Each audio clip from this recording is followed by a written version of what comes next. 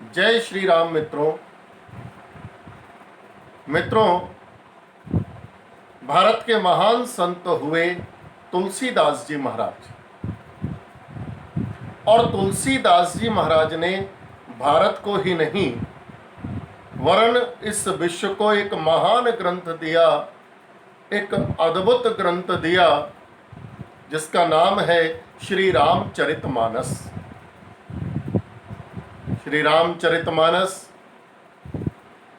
साक्षात प्रभु श्री राम का ही स्वरूप है, भगवान श्री राम की बांगमयी प्रतिमूर्ति है, जिसके एक एक शब्द में, जिसके एक एक चौपाई में, एक एक दोहा में और एक एक सुरठा में प्रभु श्री राम बसे हुए हैं।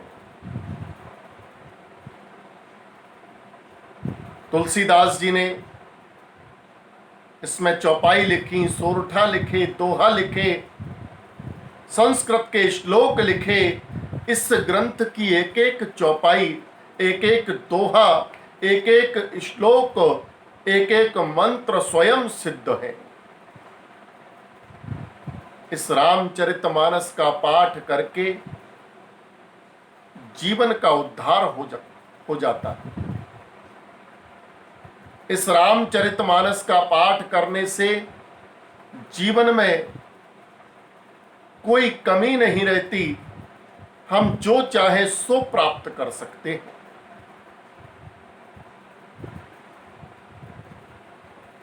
हम प्रभु श्री राम की कथा का गुणगान करें, रामचरितमानस पढ़ें और हमारे जीवन का उद्धार ना हो, ऐसा तो संभव ही नहीं है।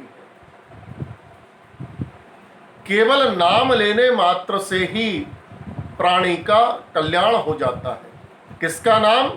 श्री राम का नाम लेने मात्र से ही।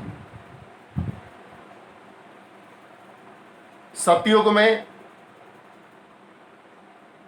जो फल हजारों वर्षों तक तप करने से प्राप्त होता था,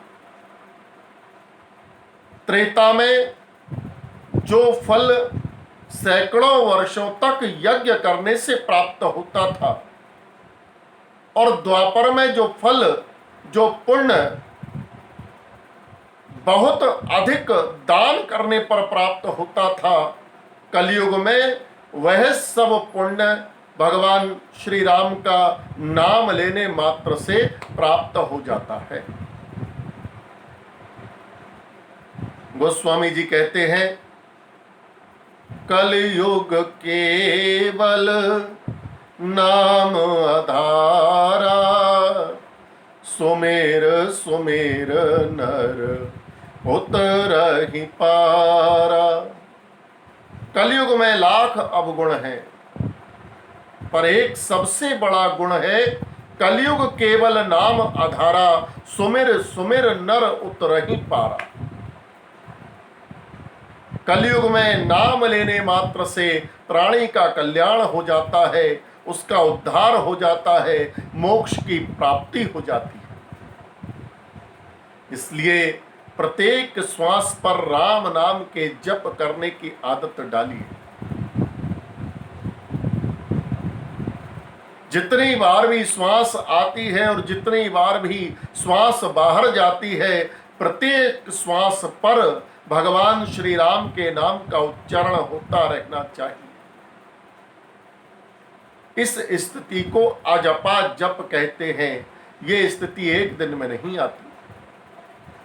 जब हम नित्य अभ्यास करते हैं राम नाम के सुमिरन का, राम नाम के जप का, तो धीरे धीरे ऐसी स्थिति आ जाती है, हम कोई भी कार्य कर रहे हो, हमारे मन में राम के नाम का जप चलता रहता है। और जब ऐसी स्थिति आ जाती है कि प्रति श्वास राम का नाम हमारे मन में जप होता रहता है, तो इस जीवन का कल्याण निश्चित रूप से हो जाता है।